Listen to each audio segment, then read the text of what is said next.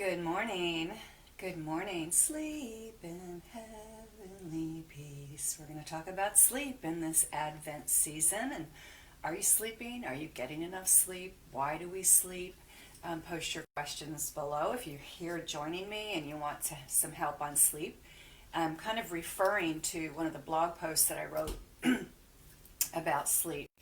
And as humans, as God created us, we were designed really to go to sleep, to bed, to rest when the sun went down and get up when the sun came up. And of course, we know that through history and technology, electricity changed a lot of that, having going from oil burning lamps to candles. Candles extended our evenings, and a whole industry changed when we brought in electricity and lighting. And I think a lot of people want to go back in history and blame Johnny Carson because whole generations of people stay up late to watch late night TV, which really, with the blue light, probably undermined a lot of sleep.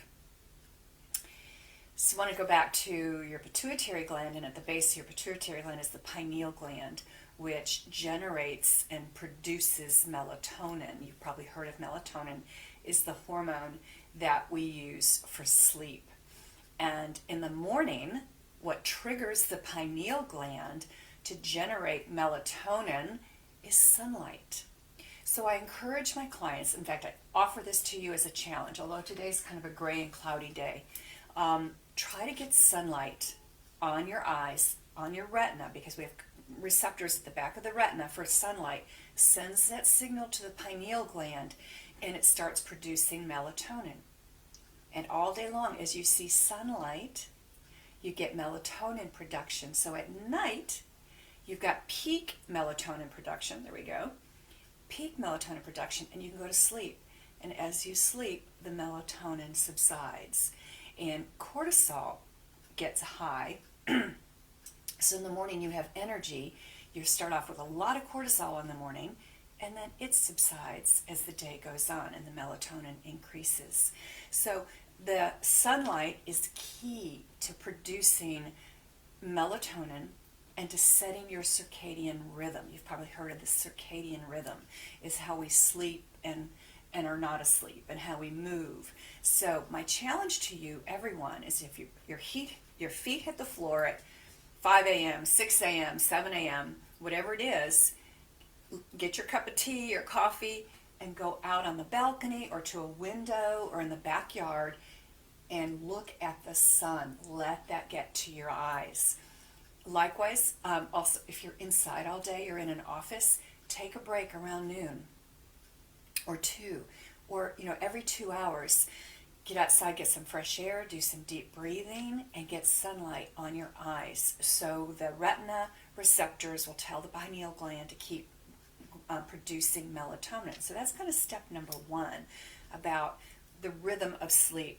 And by the way, there were 2 books this last 2 years that was very influential for me. First one is Why We Sleep, Unlocking the Power of Sleep and Dreams, Matthew Walker. Pretty deep, a lot of science, but it's a good book. One I liked even more than that is The Circadian Code with Sachin Panda.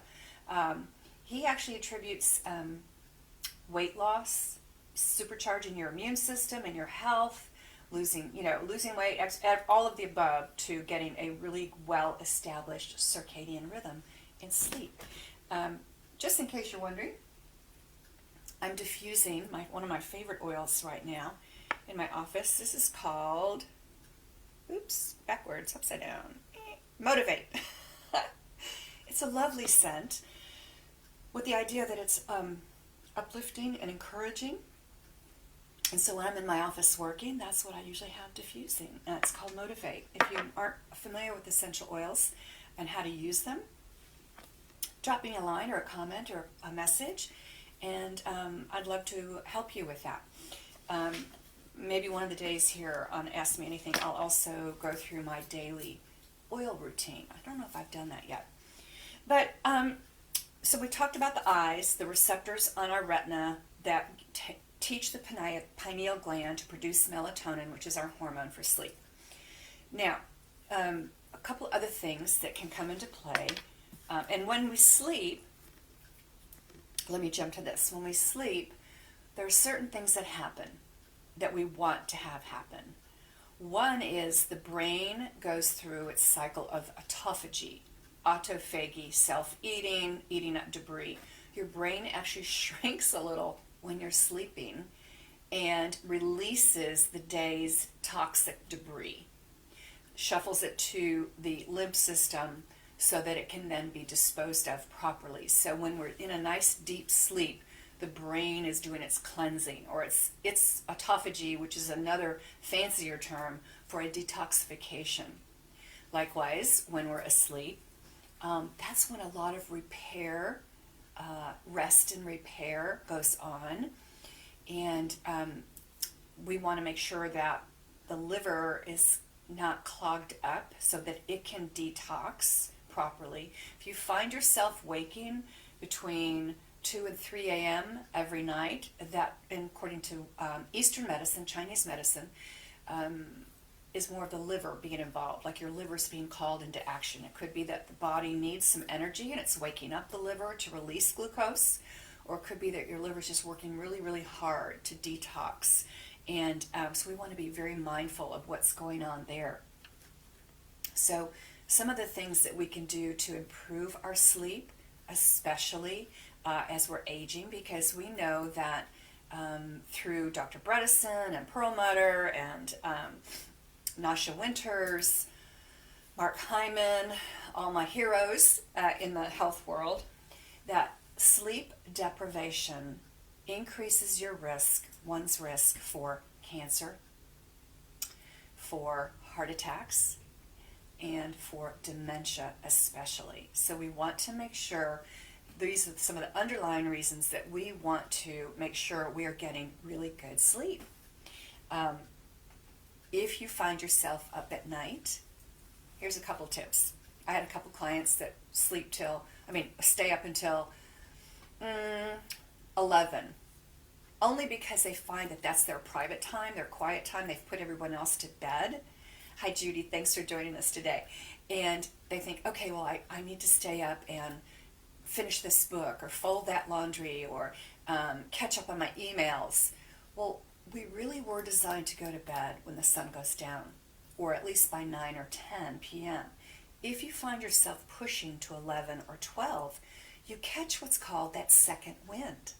Like your body's thinking, oh, she's going to keep going, and it produces a lot more energy, that second wind, and then you're going to have trouble winding down.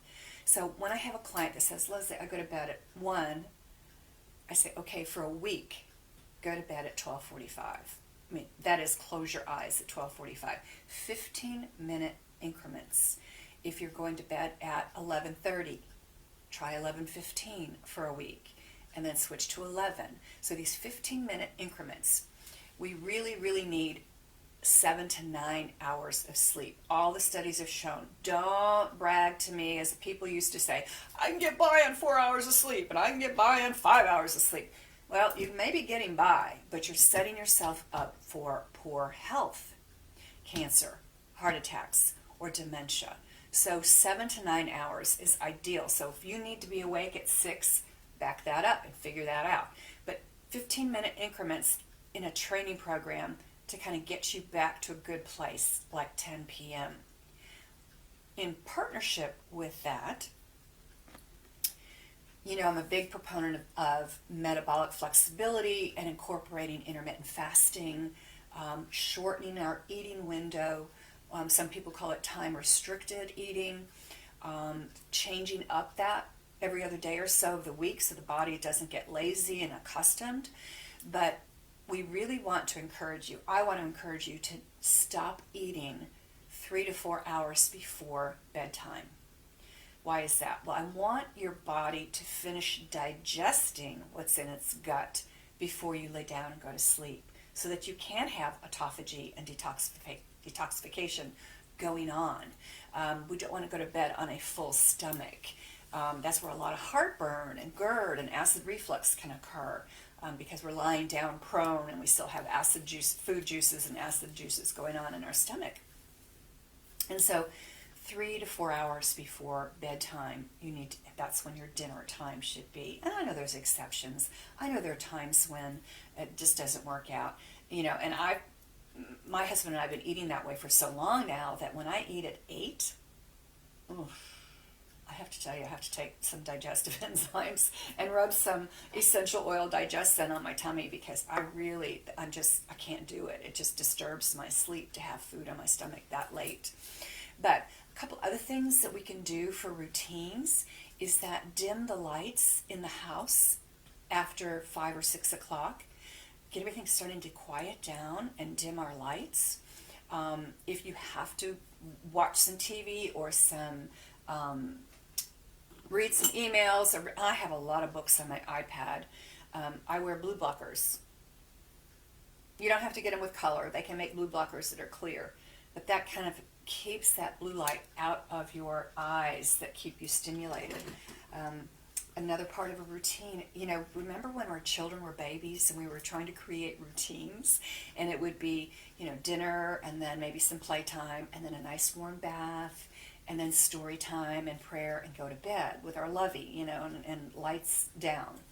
Same thing applies for adults. We need a bedtime routine to improve our sleep.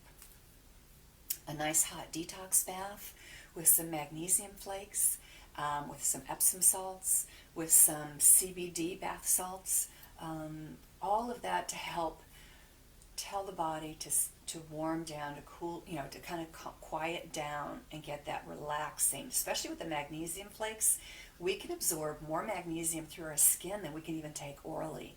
So magnesium lotion on your feet, on your legs, magnesium flakes in the bath, that will all help you. Magnesium is our relaxing mineral. So it will help us relax and go to sleep and sleep deeply. There were a couple years there that I wore an Oura ring. It's not this one, but it's the Oura ring, O-U-R-A, Oura, O-U-R-A. It's a tracking device that really gives you excellent feedback the next day. It'll say you were, in bed 8 hours, but you were only getting REM so many minutes and deep sleep so many minutes, and it tracks it and helps you and tells you what your availability for energy the next day is. I loved the Oura ring. It's a pretty pricey investment. I think it was $350, and it was a great tool. It helped me realize where and when I was sleeping and where I was getting into deep sleep. Judy, thank you. Where can purchase the essential oil Motivate? This is a doTERRA product, and I can send you a link after this session.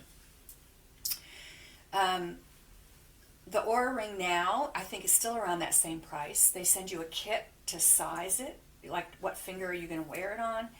But I think now they've got kind of a monthly software fee. And so I stopped when it became a financial investment every month to keep up with the information. So bringing the lights down in the house, make sure we're stopping eating 3 to 4 hours before we go to bed, a nice hot bath, getting sunlight in our eyes first thing in the morning to help set that circadian rhythm on the pineal gland. Now, I know a lot of you would like to talk about supplements for sleep, and there are lots and lots of many options. Please, if you are on, I had clients that were for years used Benadryl and Ambien. The side effects of those things are tragic, detrimental to your health, have you sleepwalking and sleep driving and addiction. So we can start with a little CBD oil from Thrive Organics here in town in Dallas, THRYV Organics, and it's in an oil, and you can call them at Thrive Organics. They're on Garland Road. I'll post that also in the comments, their website, and speak with Stacy. Tell her what you're looking for, what your concern is, and she can recommend a product. She has drops, gummies, bath salts, bath bombs, and what I love about her company. It's small, female owned, all organic. She sources her CBD very carefully. There's no THC in it, so it's not hallucinogenic. It's strictly the CBD. And she has a money back guarantee. Like, if you really don't like it and it doesn't work for you, she gives you money back. You don't even have to send her the product back. So it's a lovely relationship with Thrive Organics. And if you do purchase from them, I do have a code, RW15 or Redeem Well 15. You kind of just tell her, listen, I got this through Leslie at Redeeming Wellness. There are some other lovely, lovely sleep options. They almost always have lemon balm and passion flower and valerian, sometimes some ashwagandha. I like to muscle test and try things out in my office here, send people home. You know, unlike a Tylenol or a Benadryl, which has immediate action, some of these herbal supplement products take time for your body to adapt. That's why they're called adaptogens. So if you have some trouble sleeping and would like some supplement recommendations for sleep, drop me a line also, and I can give you some suggestions through FullScript. But sleep's important. Sleep's important for our overall health. It's when we have disturbed sleep or sleep deprivation, I said sets you up for some disease and for dementia. We want to make sure that we are getting a sleep routine in place where we're going to bed and sleeping early enough. And you can't party all week and then sleep on the weekends and think that's playing catch up. That doesn't work. That doesn't work at all. But sleep's important. And if you were interested, The Circadian Code is an excellent book to pick up and understand. He is very layman terms, a lot of science, but in layman's terms. And I've enjoyed being with you today. I will answer Judy's question about the Motivate that I have in my diffuser right now. And by the way, if I can pray for you, it would be my privilege to stand in the gap. If you have a prayer concern, an issue that you would like to be prayed over, give me a private message, DM me directly, and I would consider it a privilege to pray for you. So here we go. I'm going to say bye-bye to my tribe. Good seeing you, and we'll see you in 2 weeks.